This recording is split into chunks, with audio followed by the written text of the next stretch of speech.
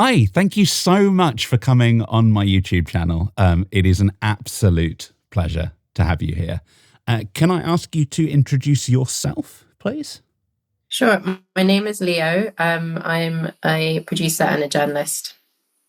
Wonderful. What other information is helpful?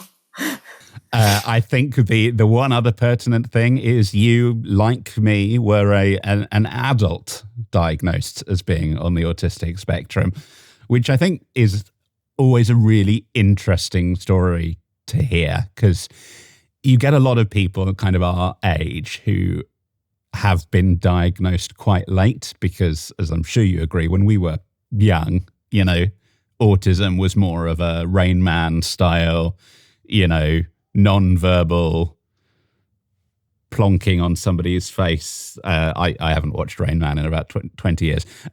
So that's about all I remember. But it's a really interesting thing. So I met you when you gave a talk about being podcasting while autistic, which was absolutely fantastic. So what I wanted to start with is, how did you first suspect that you were on the spectrum? Oh gosh, I actually don't know how to answer that one. You can answer a different question if you want, because that's an old interview trick I've always been a fan of. Like what I did when I was diagnosed was kind of make a path back to the kind of factual history. So yeah. I remember going to a doctor in 2016 and saying, I think I'm autistic. And the doctor saying, he was a locum doctor, so he didn't know my files or anything. He was just like, you're looking me in the eye, you're not autistic.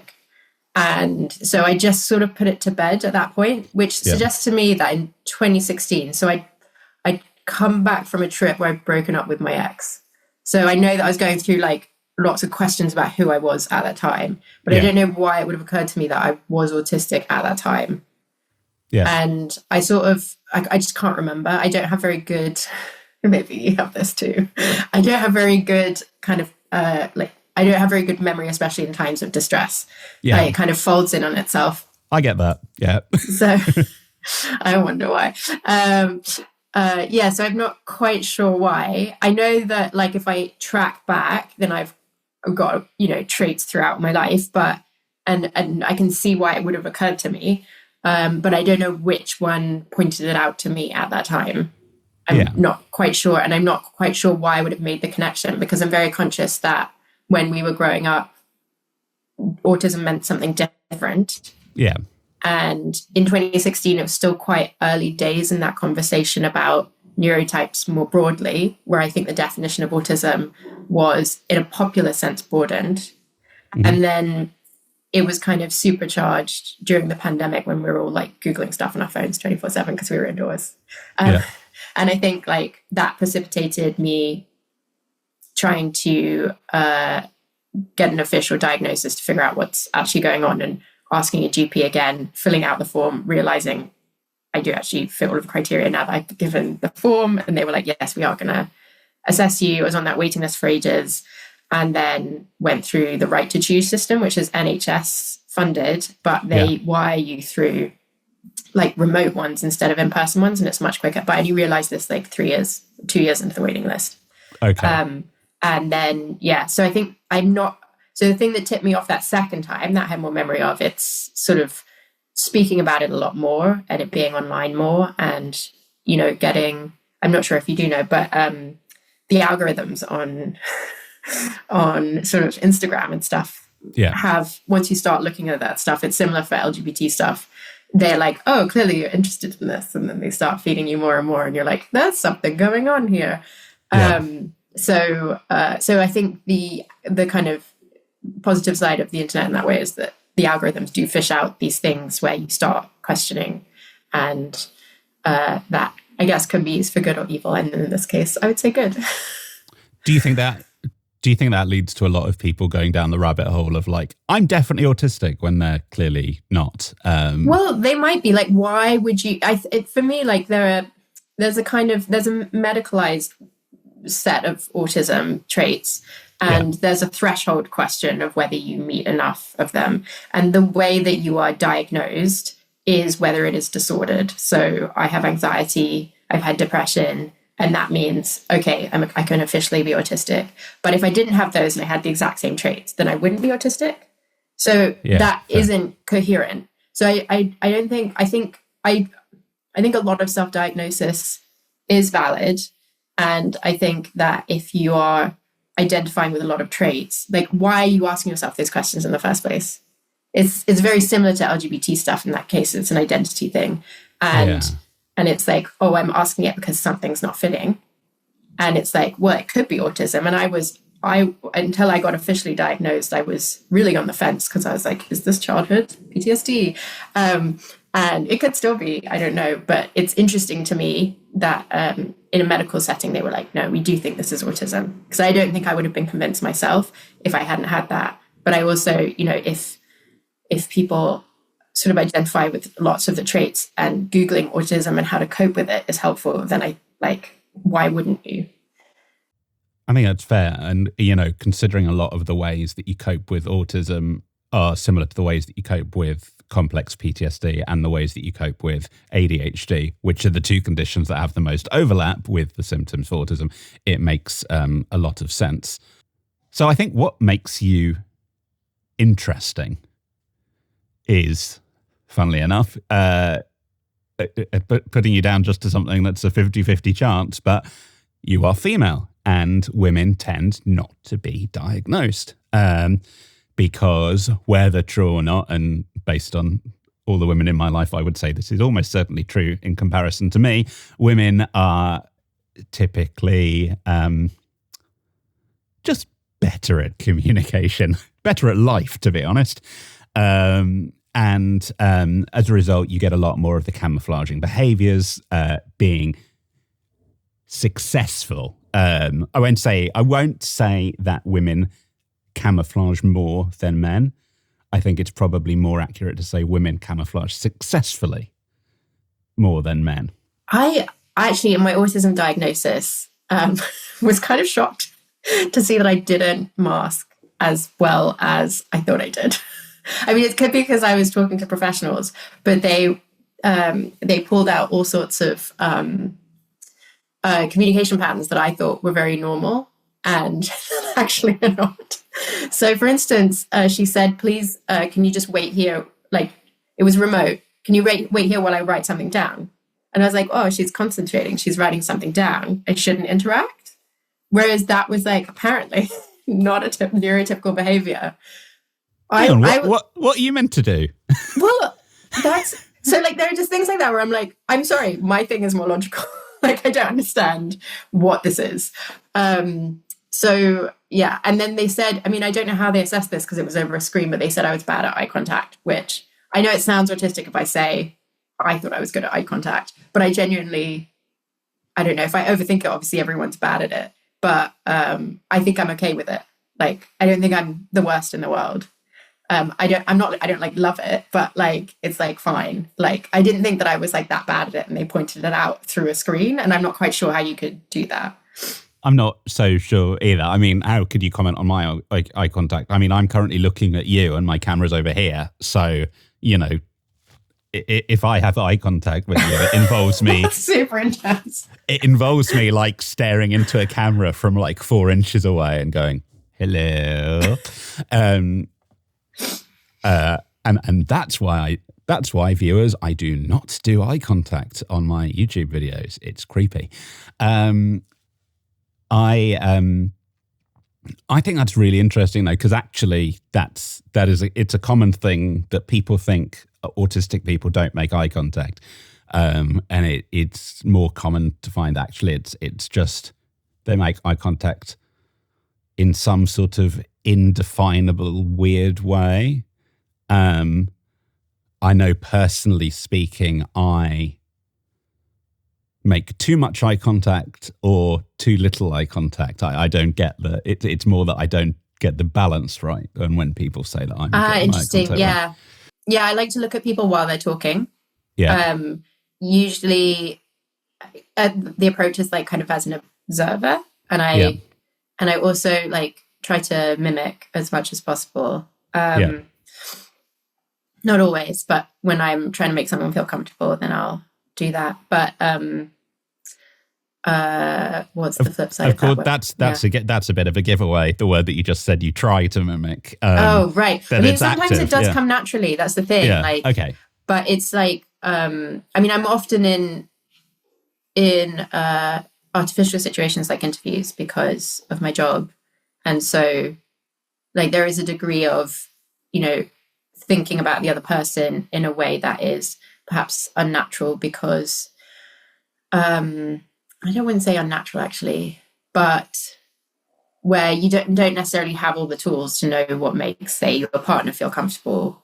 And so you're sort of like, you know, trying to, I don't like to overstep, and I feel uncomfortable when people do that for me. So like if someone pats my back and I don't know them very well, I'm like, why? What's your angle here? Why are you touching me? Please stop touching me. I'm okay with touching, but I'm like, this feels manipulative. So I think I just, the mimicking is because I know that that's a surefire way to make people feel comfortable. Yeah. And like if I have emotion, then it will be genuine. I don't fake emotion. I don't like doing that. So I would never mimic that. And also, like, I've been doing a lot of comedy, and if something doesn't make me laugh, I won't force a laugh. Like, I just feel like that's a betrayal of myself, and I just refuse to do it. Sometimes I'll be like, I'll smile, but like if I don't understand a joke, I'm not going to laugh at it, you know? So like I think it's really important to be genuine in that. But I where to angle yourself. So I read in a David Attenborough book that if you're side by side, it's not confrontational, but if you're opposite, then it is. So if someone's like sharing something really vulnerable, then it's probably easier for them to share it if I'm not staring straight at them.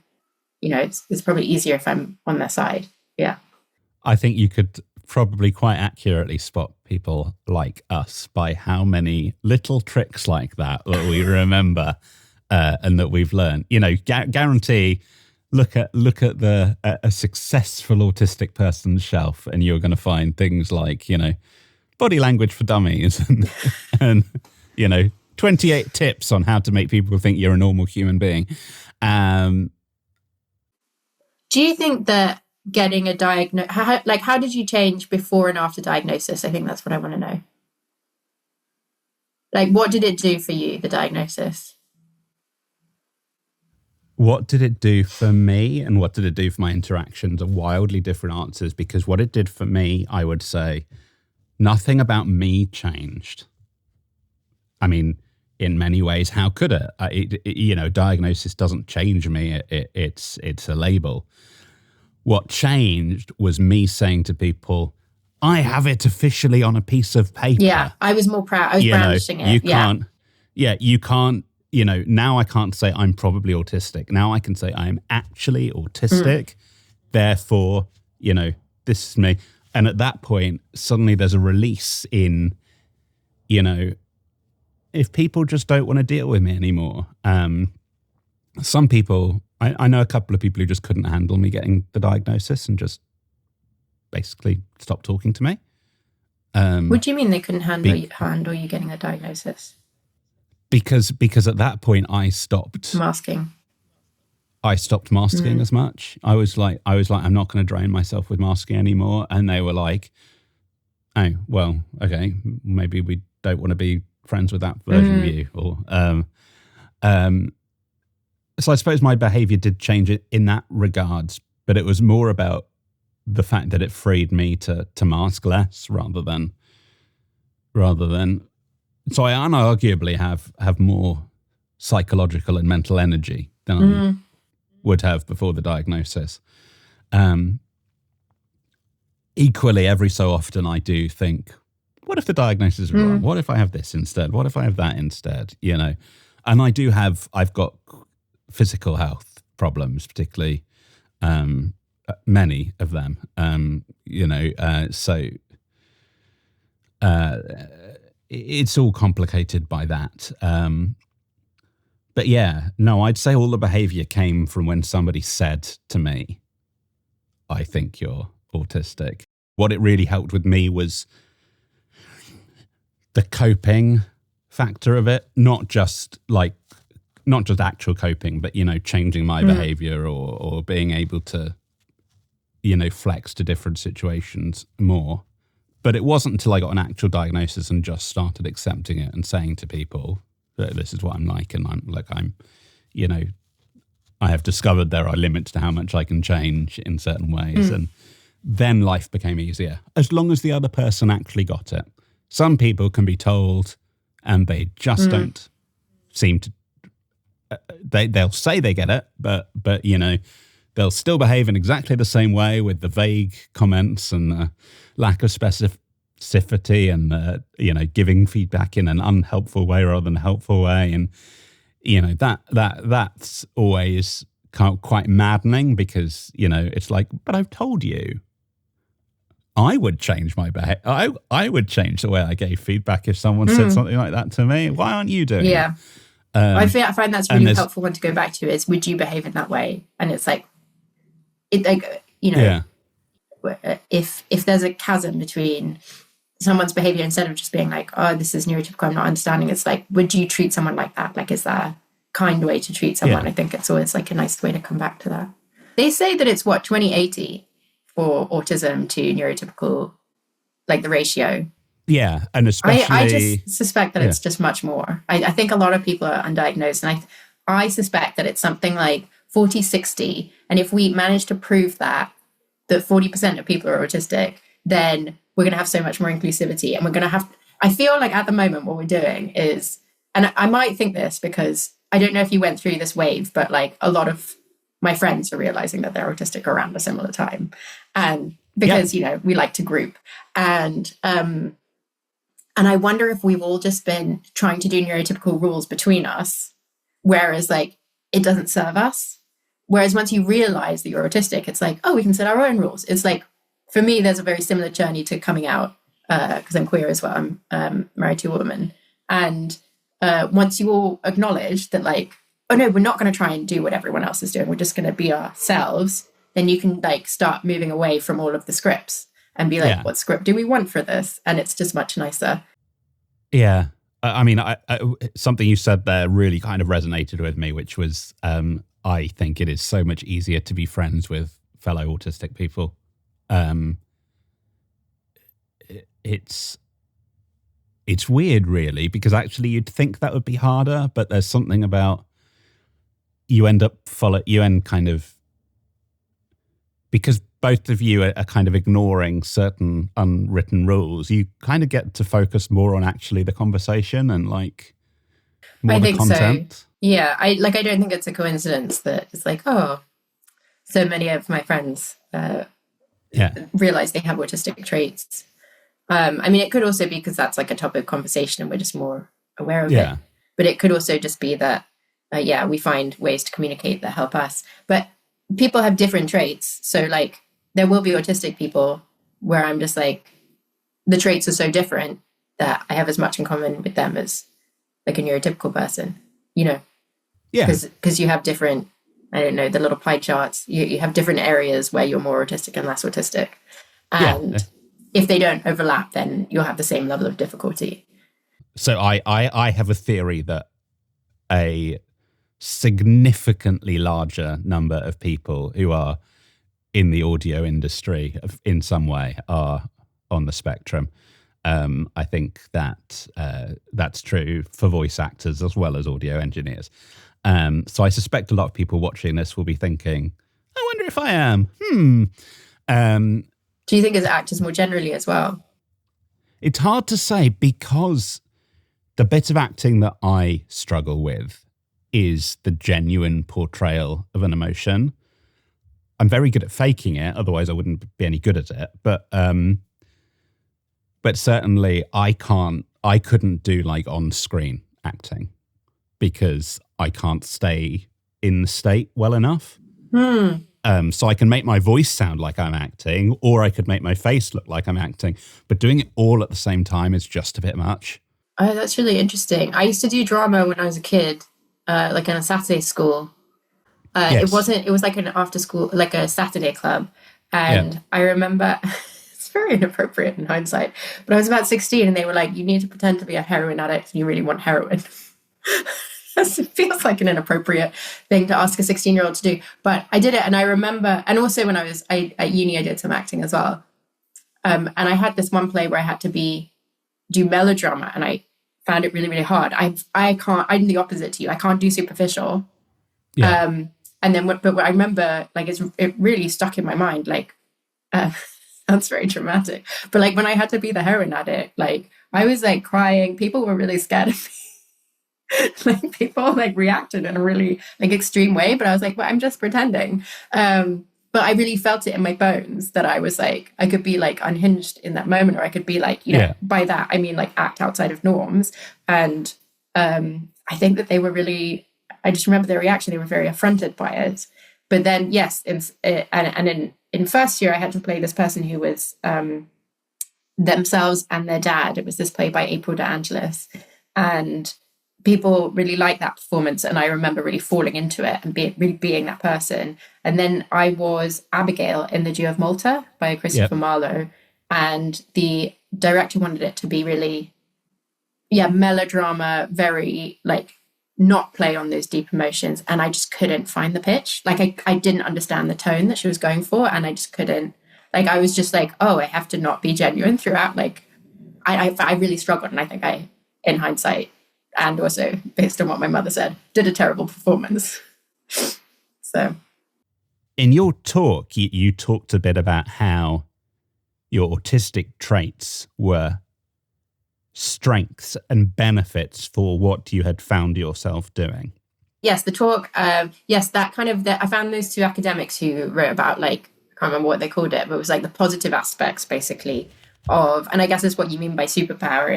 It's how you can sort of draw on your autistic traits as a strength.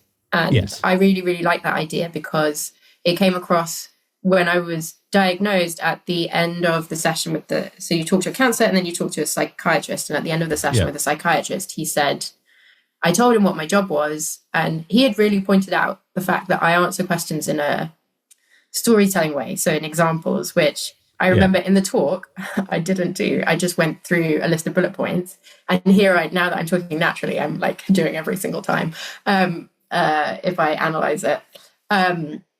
But yeah, so he said that kind of storytelling kind of framework that I have is kind of the template for my job. And so I work in, a lot of my work is in narrative audio and it's storytelling effectively. And a lot of the stuff I do comes from a kind of interest that I have in how people tell stories and how to sustain someone's interest. And I do think there's a kind of deficit model in that I really struggled to sustain friendships throughout school and to kind of, especially when I came to uni, I found it really, really hard to know when to enter a conversation and how to tell an interesting story. Everyone else's ability was so much better than mine. And I think that I was like, okay, I must improve. And it kind of came from there. Like my first radio show at uni was because I wanted to have structured conversations with people. And if we have mics, then you have to know who's talking. And I liked that. And then that effectively, through lots of spindly ways, gave me a career. I was thinking earlier on, I was talking about putting people at ease, and I wanted to make an addendum. Okay. So in a studio setting, if there is, so one-on-one, I feel like I can understand the dynamics quickly. Yeah. As soon as you start adding people to the mix, then there's a lot more that I need to control and understand. If I know people, it's okay. But if there are too many question marks and it starts being, I think it's like there's a kind of gradient. Yeah. Rather than like, studio situation is bad. No. If it's like one person, I'm actually great at that. If it's two, starts being more complex, especially if I don't know them. If it's three, then it's like I need a long-standing relationship to be able to do that. So I think it's, I get that with like meeting anybody new. If I'm meeting one person, one-on-one, I'm quite happy to do it. If I'm meeting 2 or 20 people and I've met them all at least once, I'm perfectly happy with that. If it's even 2 people and I haven't met one of them before, I prefer my wife to come. So mic frequency and polar patterns, I like look them up, but only because I have to. I thought it would be something that I'd get really into.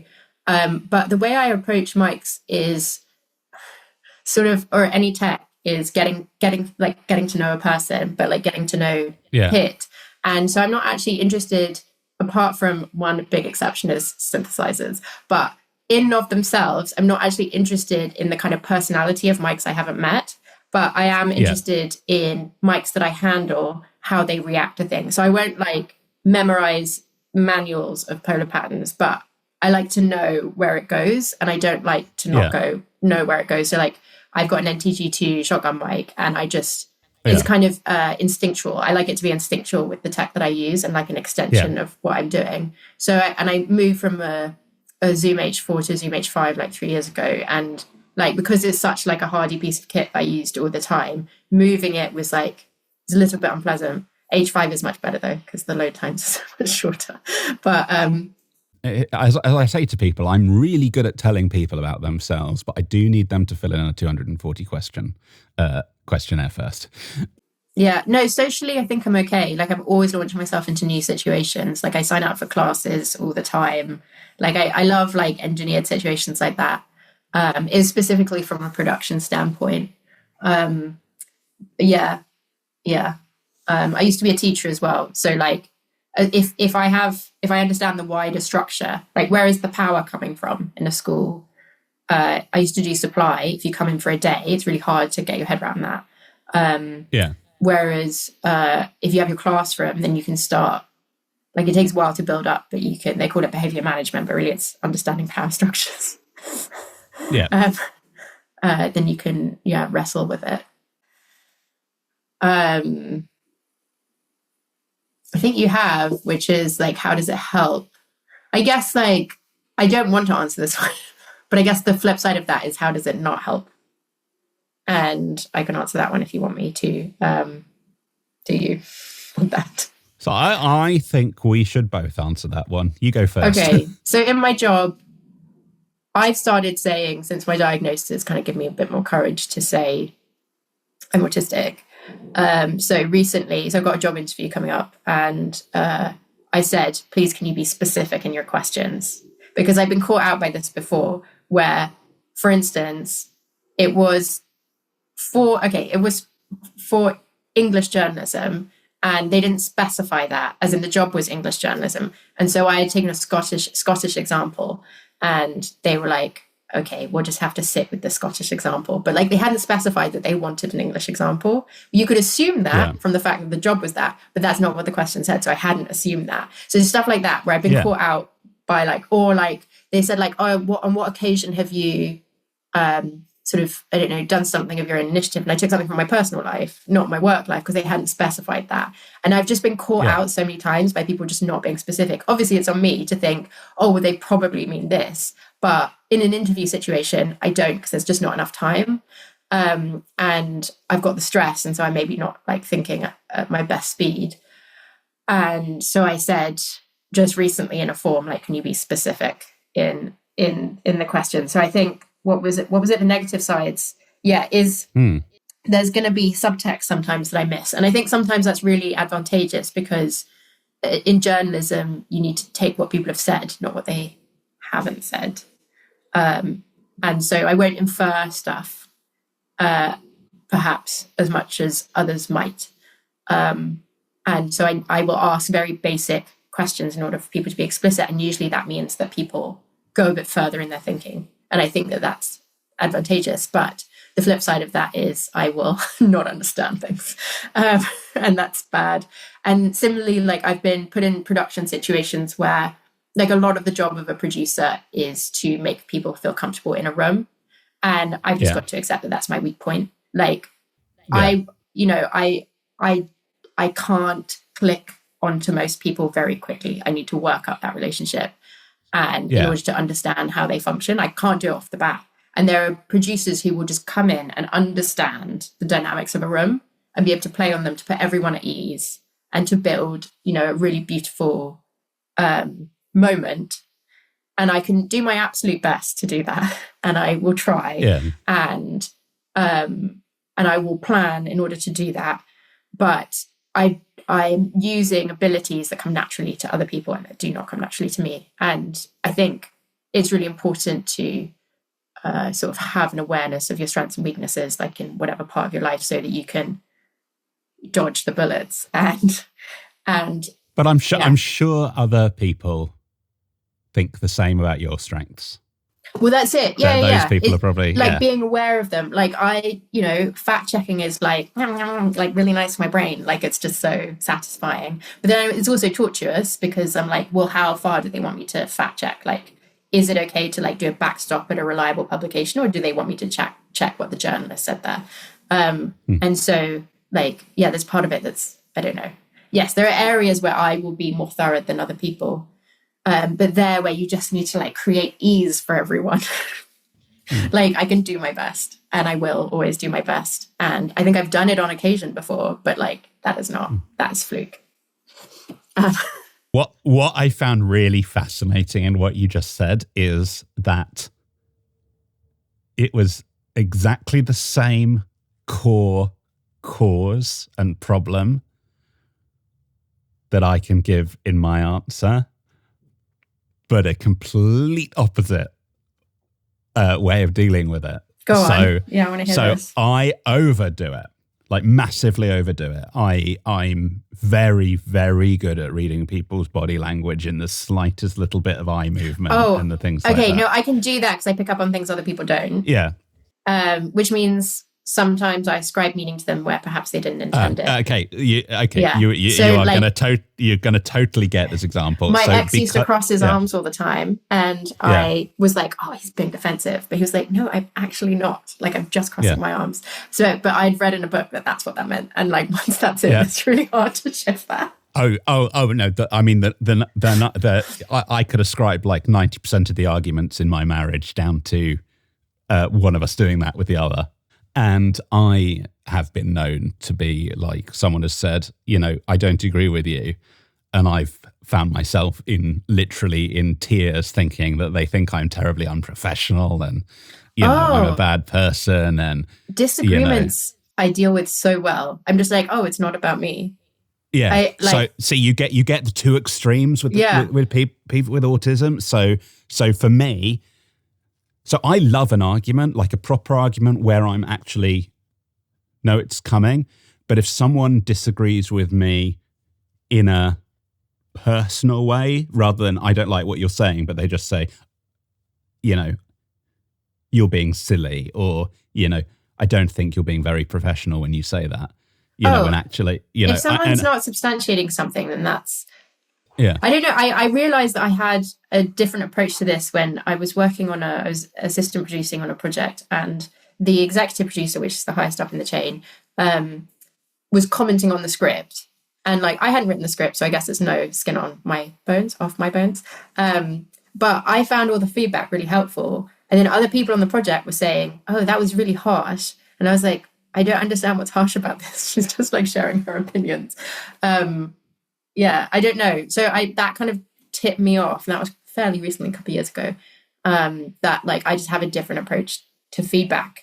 And I don't know, I think it's like, I remember a decision that I made around 2014 or something where I just, and it was in dating, where I was like, I'm not going, oh no, I was in a relationship then, so it couldn't have been 2014.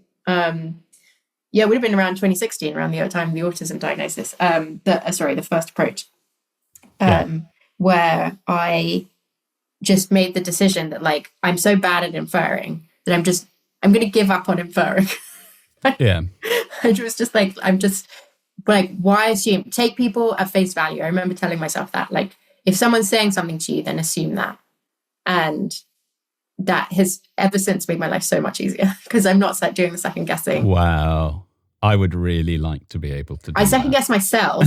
Like, I'm like, oh, like I agonize. Like, did I say something offensive? Like all the time, which is why I'm like, please don't put my full name on this. But like, if it's someone else to me, then I will give them a lot more grace. I'll just be like, oh, they were just sharing that because, and I don't know what's going on in their life. So this probably isn't about me. It's really nice. I recommend it. I'm going to try that. I'm probably going to fail, but I will give it a damn good British go, The core thing is it's not about me. So it's actually like it's a removal of ego, which like it might well be about you. You might be a complete arsehole, but Oh, I might be. I frequently am, but I generally prefer to be a complete arsehole when I'm deliberately deciding to be a complete arsehole. You know, usually if someone's annoyed me and I'm complaining, Oh yeah, you know, I'm a good complainer, and can I bring out the Karen? Oh, for me, I call her Barbara. You call her Barbara because you know a Karen. Oh no, no, it's actually just what my wife called it. It's like because I'm being barbed, and it'll only come out around my wife, so she'll be like, "Oh, you're being really barbed." Is it Barbara? She come out, yeah. Oh yeah, no, my wife just says I'm being a dick.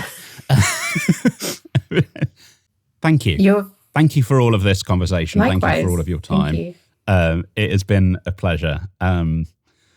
It's yeah.